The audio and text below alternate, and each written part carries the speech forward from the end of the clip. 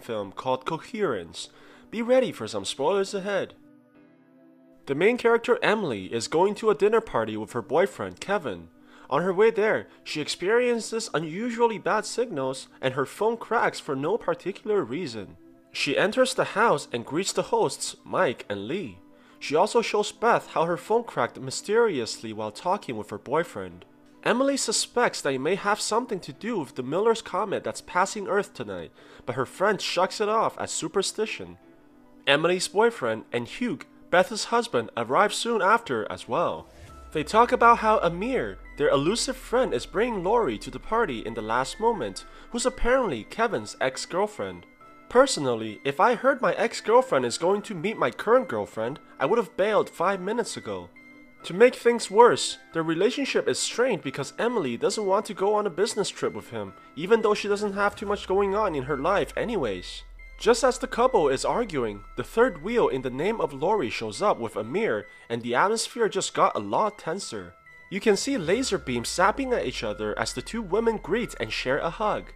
During dinner, they continue to talk about the comet that's passing by and how a similar one occurred in 1923. What's weird about that event is that it changed people's memories who were close to it. A woman swore to the police that her husband is dead, but he appears nonetheless in front of her after the comet. She's certain that her husband should be dead as she's the one who killed him, but the police couldn't arrest her because her husband is alive beside her. Hugh also notices that his phone broke, the same as Emily's. This prompts him to try their landline and computer to call his brother, but there doesn't seem to be any signals either. Hugh tells everyone about his brother who's a physicist, and how his brother told him to call if anything weird happens tonight.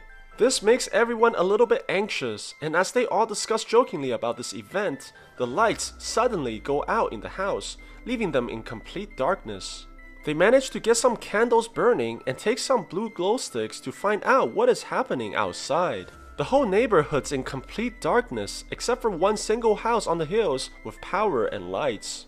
They wonder how this is possible, since everyone seems to be out of power except for them.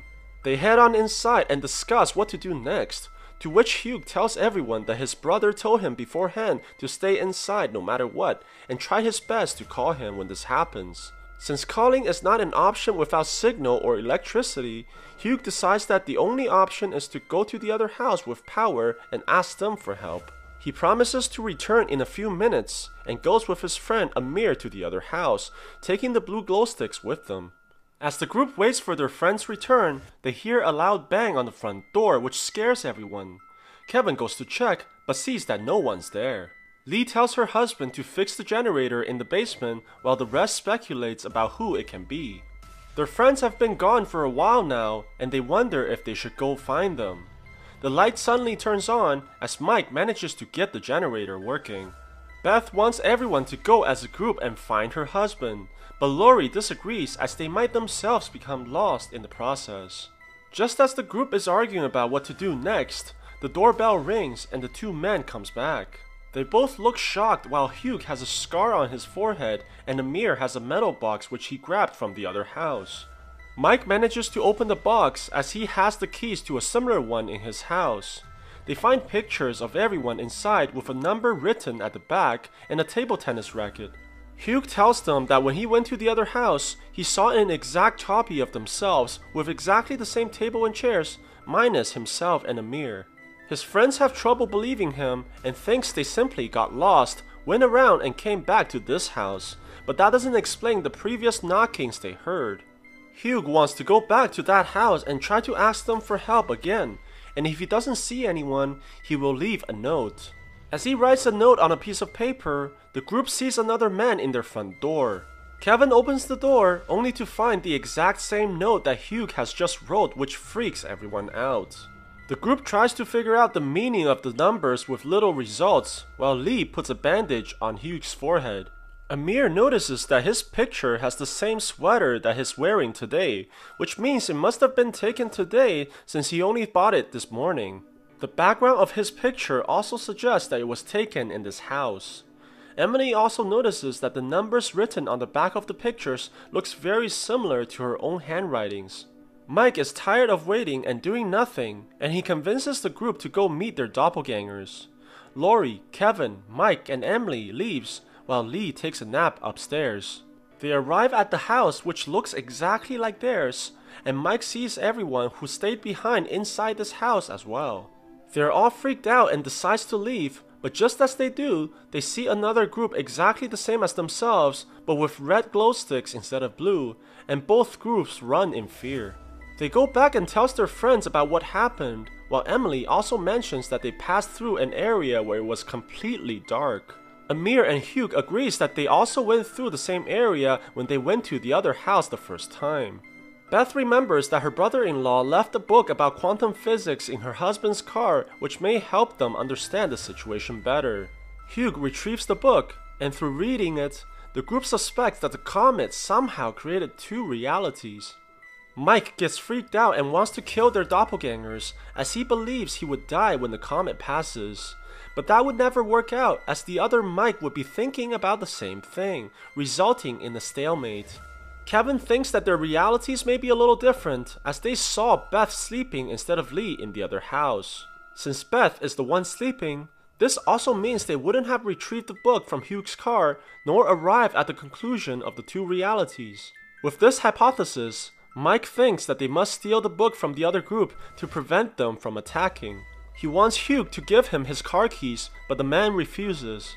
With frustration, Mike tells Kevin that he will blackmail his doppelganger into stopping the others from getting the book by threatening to reveal his affair with Hugh's wife. Kevin thinks this is a terrible idea, but Mike refuses to listen and leaves the house. While the group is not looking, Amir and Hugh reveals that they originally had the red glow sticks and are from another house. They secretly take all the pictures and the book from this house and leaves, while Mike comes back from the front door. Kevin wonders how Mike came back so quickly, but Mike says that he left for close to an hour already, indicating that this is not the same Mike. The group finds the book and all their pictures missing, along with Amir and Hugh. They come to the shocking realization that they're probably from the other house. The lights go out again, but this time the generator is completely broken. They light up the candles again, and to their surprise, Hugh and Amir with the blue glow sticks comes back, bringing the pictures and the book from the other house. But the group notices that this Hugh and Amir is not the same version as the ones before, since this Hugh has a different bandage on his forehead. Emily asks them whether if they left a note on the door from before, to which Hugh says that he never got the chance to do it since he also received one while in the other house. This begs the question of who is leaving the notes, and the only explanation is that there are more than two realities out there.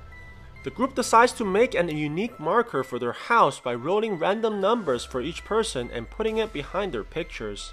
They use their old pictures taken from Mike, except for Amir, who takes his own picture in the house. They also take a random object to increase the uniqueness of the marker, and puts everything in the box that Mike has in this house, which coincidentally is identical to the one from the other house. Everything seems well and good at first, but Emily discovers something terrifying when she checks for the numbers she wrote down using the pictures from the other house.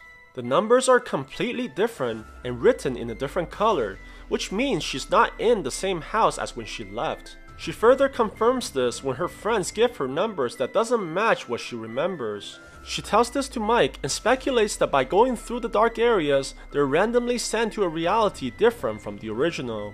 But this also means that there is no going back to the reality to which they came from.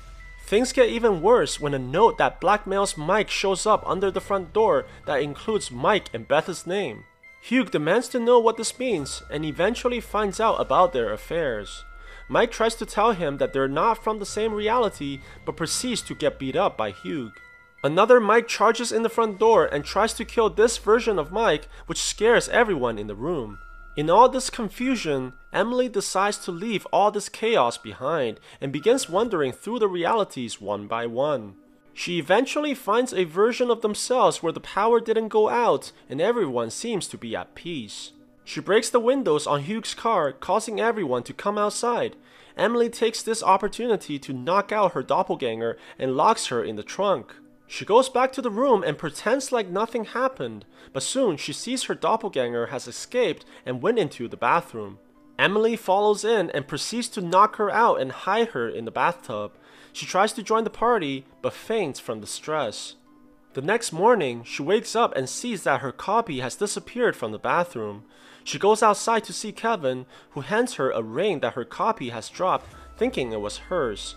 Kevin hears his cell phone ring, but is shocked that the one calling is in fact Emily. He picks up the phone and with a stunned expression, looks at the woman in front of him, not knowing what to say. So what do you guys think about this movie? Let me know in the comments below. And if you like my video, please press like and subscribe for more. I'll see you guys next time.